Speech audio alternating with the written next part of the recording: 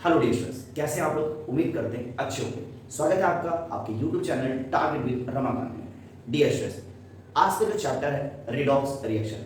Yes, redox reaction में जो आज टॉपिक डिस्कस करने हम चल रहे हैं, ऑक्सीडेशन नंबर या ऑक्सीडेशन स्टेट। अलग अलग कंपाउंड्स में अलग अलग एटम्स का ऑक्सीडेशन नंबर क्या होगा, उसको आज हम लोग निकालने सीखने चल रहे हैं। ओके, ये जो टॉपिक है आपके लिए बहुत ज़्यादा इंपॉर्टेंट हो सकता है। अगले 10 से 15 मिनट में ये टॉपिक आपका होने वाला है। आपका होने वाला है, इसका क्या मतलब है? अगर आपने अगले 10 मिनट तक लगातार वीडियोस देख ली तो आज के बाद से आपको किसी भी एटम का या एलिमेंट का ऑक्सीडेशन नंबर निकालने में किसी भी तरह की कोई गलती नहीं करने वाले। तो सबसे पहले हम लोग डिस्कस करेंगे what is oxidation number, oxidation number होता क्या है, और ऑक्सीडेशन नंबर किसी भी एलिमेंट या किसी भी एटम का ऑक्सीडेशन नंबर कैसे निकाला जाता है, उसके बाद ये हम सीखेंगे। जब हम ऑक्सीडेशन नंबर निकालना सीख लेंगे तो उसके बाद हम रिडॉक्स रिएक्शन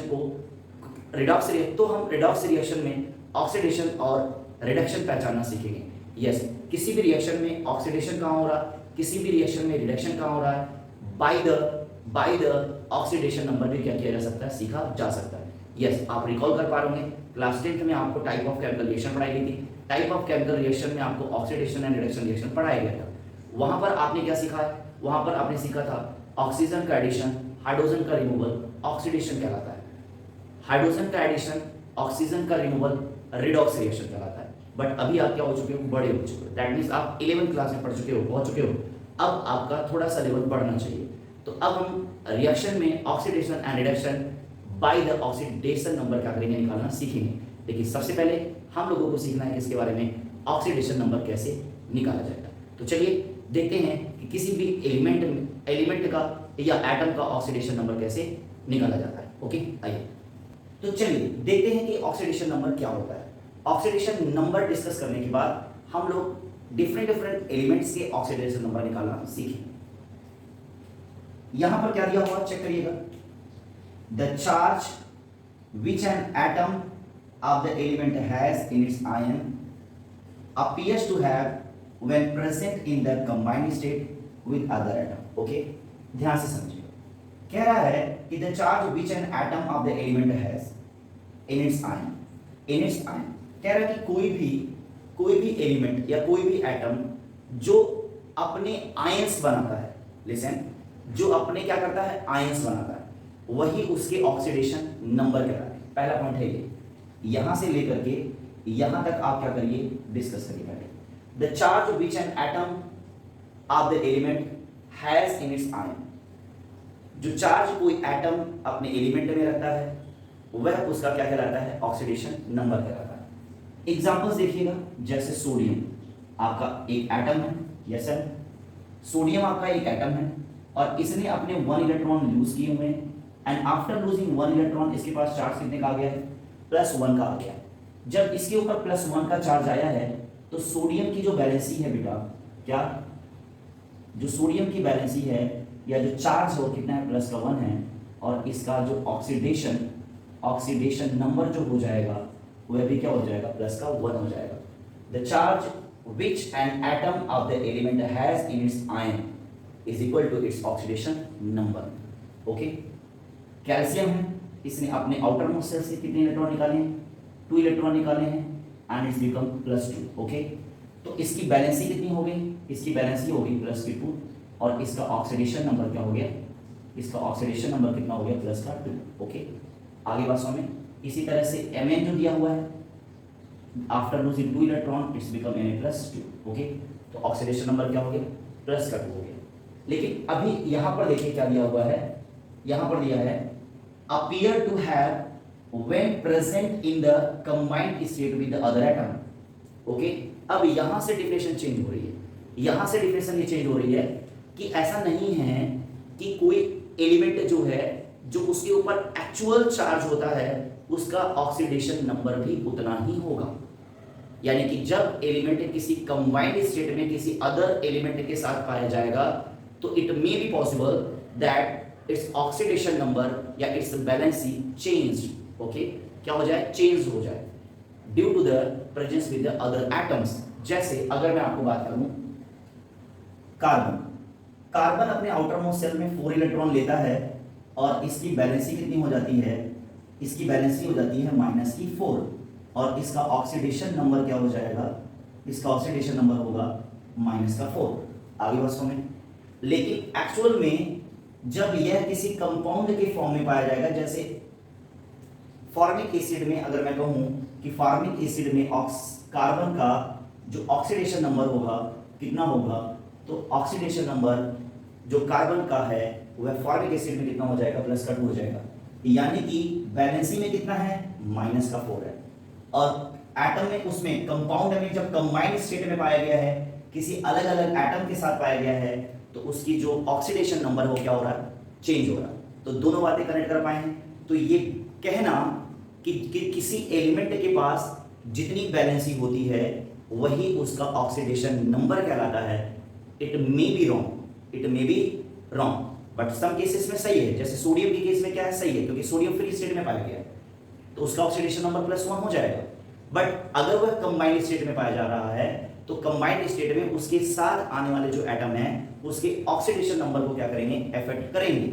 जैसे in the case of carbon हमने देखा है। अभी बहुत सारे जब एग्जांपल हम लोग करेंगे तो आपको समझ में आएगा। उम्मीद करता हूं ऑक्सीडेशन नंबर क्या होता है आपको समझ में आ गया होगा। दो बातों से ऑक्सीडेशन नंबर डिसाइड होगा, किसी भी एटम के ऊपर पाए जाने वाले वैलेंसी से, या कि जो एटम है वह किन किन एटम के साथ कंबाइंड स्टेट में पाया गया है, तो वह उसको क्या करेंगे, उसके ऑक्सीडेशन नंबर को डिसाइड करेंगे। ओके, दोनों बातें समझ में आ गई हैं।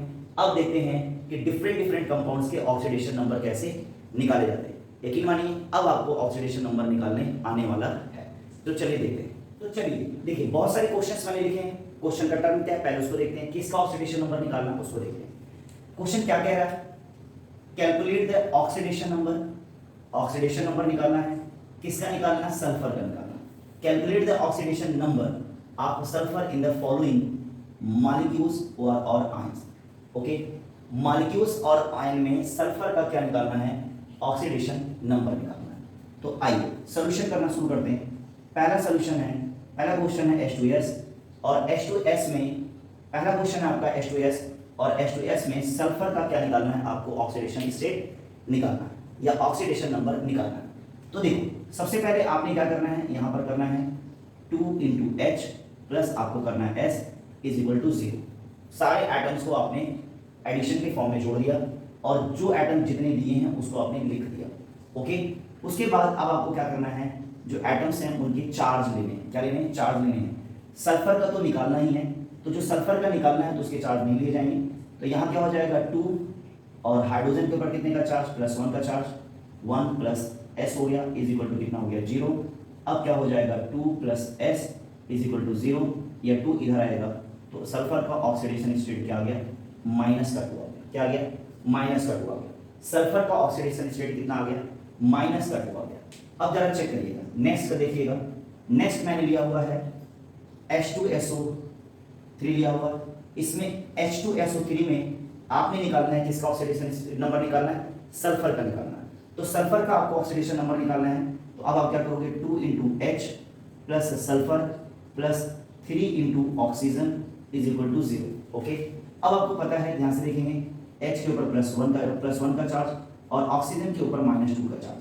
अब सारे चार्ज यहाँ लिखते हैं, 2 × 1 + S प्लस 3 × -2, 3 × -2 = 0, 2 + S -6 = 0, और यहाँ आ जाएगा S = +4। ओके, चेक करिए। तो जरा देखिए, सल्फर का एक जगह ऑक्सीडेशन स्टेट कितना आ रहा है, -2 आ रहा है, जबकि सल्फर का अगले ही क्वेश्चन में सल्फर का ऑक्सीडेशन कितना आ गया, +4 आ गया। यानी कि कंपाउंड्स या मॉलिक्यूल्स में जो एटम्स या एलिमेंट हैं उनके ऑक्सीडेशन नंबर क्या हो सकते हैं, चेंज हो सकते हैं। ओके, अब आइए, तो ये आपने कर लिया। अब जरा देखिएगा, एक अलग सा क्वेश्चन देखते हैं, इसको मैं मिटा सकता हूं, यहां से देखिए। अब क्वेश्चन नंबर 2 की बात, क्वेश्चन नंबर 3 की बात करते हैं।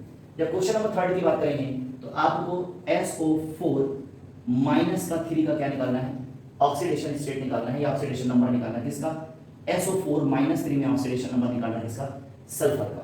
तो कैसे निकालेंगे सल्फर का ऑक्सीडेशन नंबर, आप देखिए कैसे निकालेंगे।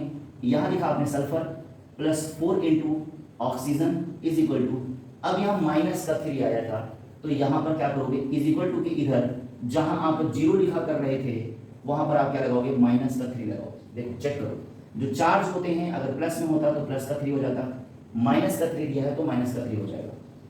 तो सल्फर +4 इंटू ऑक्सीजन के ऊपर अभी मैंने बताया कितने का चार्ज होता है, -2 का चार्ज होता है, इज इक्वल टू -3। ये हो गया आपका, क्या हो गया देखिए जरा, ये हो गया आपका -8 इज इक्वल टू -3। यह आपका आंसर आएगा +5 आ गया। सोचिए यहां पर सल्फर का ऑक्सीडेशन स्टेट कितना आ गया, +5 आ गया। आपने समझ लिया कि नहीं, समझ लीजिए। अब आइए फोर्थ सीखते हैं। फोर्थ में क्या है जरा देखिएगा, जब आप फोर्थ वाला सीख रहे हैं तो फोर्थ में क्या है जरा चेक कर लीजिएगा। तो फोर्थ वाले क्वेश्चन में देखिए, अगर हम फोर्थ वाले क्वेश्चन में Na2H2O3 दिया हुआ है। Na2H2O3 में सल्फर का आपको क्या करना है, ऑक्सीडेशन नंबर निकालना है। तो क्या करोगे इसका ऑक्सीडेशन नंबर निकालने के लिए, 2Na plus 2 into S plus 3 into O is equal to, यहां कोई चार्ज नहीं दिया हुआ है तो यहां क्या लगाओगे, 0 लगाओगे। अब क्या हो जाएगा, आपको पता है Na के ऊपर कौन सा चार्ज होता है, प्लस का चार्ज होता है, ऑक्सीजन के ऊपर -2 का चार्ज होता है। अब आप देखो तो 2 इंटू क्या हो जाएगा, प्लस का 1 प्लस 2 इंटू एस सल्फर का निकालना ही है, प्लस 3 इंटू माइनस का 2 इज इक्वल टू 0। तो 2 plus 2s -6 is equal to 0। यहाँ 2s is equal to plus का 4s इज इक्वल टू कितना आ गया, बताइए फट से, s इज इक्वल टू कितना आ गया, तो प्लस का 2 आ गया। Oxidation state of sulphur in this compound will be क्या, प्लस का 2 हो जाएगा। दिमाग में आ गया। अब ये दोनों जो हैं आपके लिए क्या रहेंगे, होमवर्क रहेंगे। और इसको अभी क्या करिए, लगा करके मेरे को कमेंट में इसका आंसर क्या कर दीजिए, बता दीजिए। फिर मैं थोड़े डिफिकल्ट कंपाउंड की क्या करें, अब ऑक्सीडेशन नंबर की प्रैक्टिस कराने चल रहा हूँ। तो पहले इसको लिख लीजिए फिर करते हैं। चलिए देखते हैं, कार्बन का ऑक्सीडेशन नंबर निकालना है डिफरेंट कंपाउंड्स। तो कार्बन का ऑक्सीडेशन नंबर डिफरेंट कंपाउंड्स में कैसे निकाला जाएगा, वैसे अगर बैलेंसी के आधार पर कार्बन का ऑक्सीडेशन नंबर अगर आपको निकालना है तो कितना हो जाएगा, कितना आएगा, -4 आएगा। माइनस का क्या आएगा, 4 आएगा। लेकिन अभी डिफिनेशन में हमने पढ़ा है कि जब कार्बन किसी डिफरेंट एटम के साथ कंबाइंड स्टेट में पाया जाएगा तो उसका ऑक्सीडेशन नंबर क्या हो सकता है, चेंज हो सकता है। तो उसी तरह से यहाँ पर देखिए कार्बन के डिफरेंट कंपाउंड्स लिए गए हैं और कार्बन के डिफरेंट कंपाउंड्स में कार्बन का ऑक्सीडेशन नंबर क्या किया गया है, पूछा गया है। तो अगर आप देखें सोल्यूशन करें, अभी 1-2 आप मेरे साथ कर लो, बाकी सारे के सारे ऑक्सीडेशन नंबर आप खुद ब खुद क्या करोगे, निकालोगे। जैसे यहाँ C2H2 दिया हुआ है, तो अब इसका ऑक्सीडेशन नंबर निकालोगे कैसे, तो ये इसका ऑक्सीडेशन नंबर निकालोगे कैसे, 2 into C plus 2 into H is equal to क्या हो जाएगा, 0 हो जाएगा। तो अब अगर देखो यहाँ पर क्या आएगा, 2c प्लस क्या आ जाएगा, 2 इज इक्वल टू 0। इसको इधर लेकर के आओगे तो यहाँ क्या हो जाएगा, -2/2 कितना आ गया, -a, तो कितना आ गया, c इज इक्वल टू कितना आ गया, -1 आ गया। सोचो कितना होता था, -4 होता था, बट अभी इसमें कितना आया है, माइनस का क्या आया है, 1 आया है। जरा नेक्स्ट क्वेश्चन ट्राई करो, CO2 में कार्बन का ऑक्सीडेशन नंबर, तो आसानी से लग गया भाई, C plus 2 into O is equal to 0। तो अब क्या निकालोगे फिर से बताओ मुझे, C प्लस 2 इंटू माइनस का 2 is equal to 0, C is equal to कितना आ गया, C is equal to plus का 4 आ गया। आगे बात समझ बोलो। अब अगर तुम्हें इसका निकालना है तो कैसे निकालोगे, इसको मैं मिटा दूँ, बिल्कुल मिटा दे रहा हूँ मैं, अब आपने कर लिया होगा।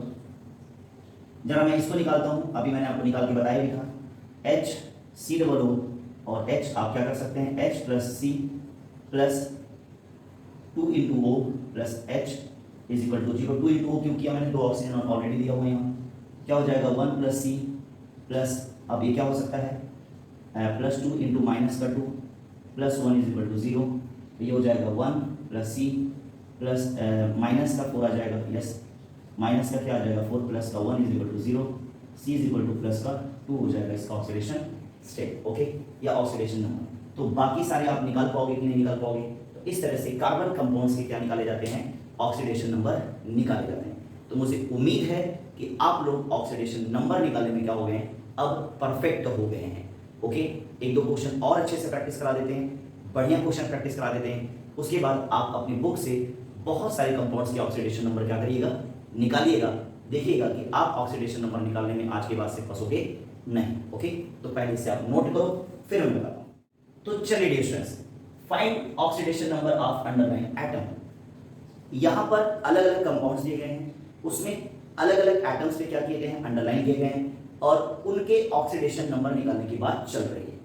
जैसे पहले क्वेश्चन में दिया हुआ है C6H12O6 में आपको C6 का निकालना है, यानी कि कार्बन का ऑक्सीडेशन नंबर आपको क्या करना है, फाइंड करना है। यहाँ पर Na2BO4O7 में B4 का ऑक्सीडेशन नंबर निकालना है, और यहाँ पर आपको क्या निकालना है, Fe का, और यहाँ पर भी आपको निकालना है Fe का। तो आइए मैं आपको सिखाता हूँ। कार्बन का ऑक्सीडेशन नंबर निकालना कैसे निकाला जाएगा, आपको पता है। पहला क्वेश्चन कर रहा हूँ मैं, C6H12O6 में कार्बन का निकालना है, तो carbon 6 into C plus 12 into H plus 6 into O is equal to कितना हो गया, 0 हो गया।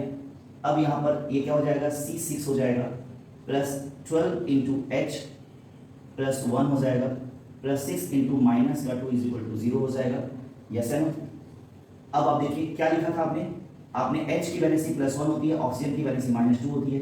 वही वैलेंसी आपने क्या लिखा है, 12 इंटू H, तो H की वैलेंसी क्या है, 1 है, तो यानी कि 12 इंटू प्लस 1। ऑक्सीजन की वैलेंसी -2 है, तो आपने लिखा 6 इंटू -2 इज इक्वल टू 0। अब आपका क्या हो गया, C6 प्लस 12 प्लस क्या हो जाएगा, प्लस क्या हो जाएगा, प्लस यहाँ पर माइनस हो जाएगा, यहाँ पर -12 हो जाएगा इज इक्वल टू 0। तो अब अगर आप देखें तो यहाँ पर क्या आ गया, ये हो गया 12 माइनस 12, तो यानी कि C6 is equal to 0, C is equal to 0/6 हो जाएगा। तो अब आप देखो C6 इज इक्वल टू 0, तो C is equal to 0/6 is equal to क्या आ गया, 0 आ गया। तो C6H12O6 में कार्बन का ऑक्सीडेशन स्टेट कितना आया, 0 आया। सोचिए, यही बातें तो आपको बताई जा रही थी कि जो ऑक्सीडेशन नंबर है वह सिर्फ और सिर्फ बैलेंसिंग के ऊपर डिपेंड नहीं करते हैं। कंबाइंड स्टेट में किसी भी एलिमेंट के ऑक्सीडेशन नंबर क्या हो सकते हैं, चेंज हो सकते हैं।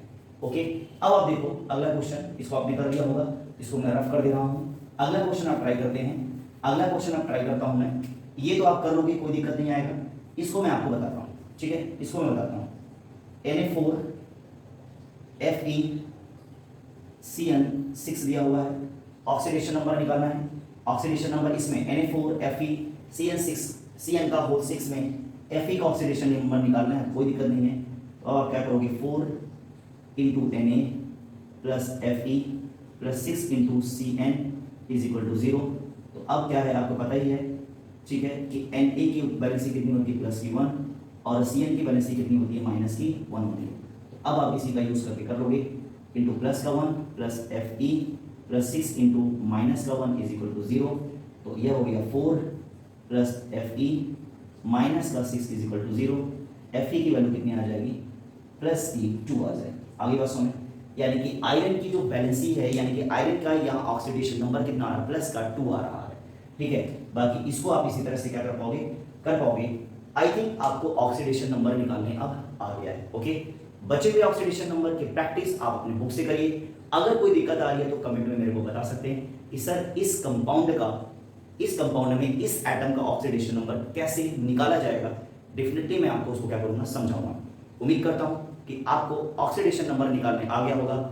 इसी तरह से छोटे छोटे टॉपिक्स इस चैप्टर के बहुत सारे करने हैं। जैसे अब आपको ऑक्सीडेशन नंबर निकालने आ गया है, तो by the help of oxidation number हम लोग ऑक्सीडेशन एंड रिडक्शन सीखने वाले हैं कि किसी रिएक्शन में किसका ऑक्सीडेशन हो रहा है और किसका रिडक्शन हो रहा है बाय द ऑक्सीडेशन नंबर। तो नेक्स्ट टॉपिक हमारा वही होने वाला है। उम्मीद करता हूँ समझ में आया होगा। मिलते हैं नेक्स्ट क्लास में, तब तक के लिए पढ़ते रहिए और बढ़ते रहिए। और हाँ, अगर चैनल को सब्सक्राइब नहीं किया तो प्लीज़ सब्सक्राइब करो, लाइक नहीं किया तो लाइक करो, और जाते जाते जैसे आपने इस टॉपिक को सीखा है अपने दोस्त और अपने फ्रेंडों को भी क्या करो इसके बारे में बताओ, ताकि वे भी इसको क्या कर पाए, अच्छे से सीख पाए। Thank you so much.